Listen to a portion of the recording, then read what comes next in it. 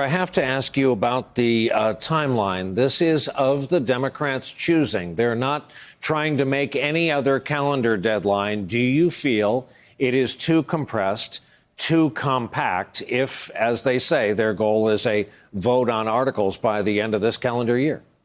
That was one of the arguments that was made by the Professor Turley, called by the Republicans, that it's all moving too fast and there needs to be time for saturation of the narrative in the public consciousness, or otherwise the public gets left behind. But I thought Chairman Nadler actually made a very good point in his opening remarks about why urgency was important here. If we have a president who is inviting foreign interference into our elections, then we need to act immediately. You know, if there was a knife-wielding murderer out at large, we wouldn't say we need more time to carefully collect the evidence. We'd stop him in his tracks because he's risking harm to the public every day he's out there.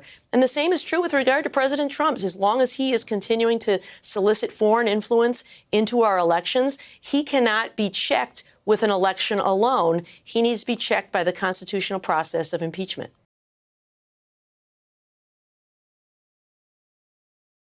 Hey there, I'm Chris Hayes from MSNBC. Thanks for watching MSNBC on YouTube. If you want to keep up to date with the videos we're putting out, you can click subscribe just below me, or click over on this list to see lots of other great videos.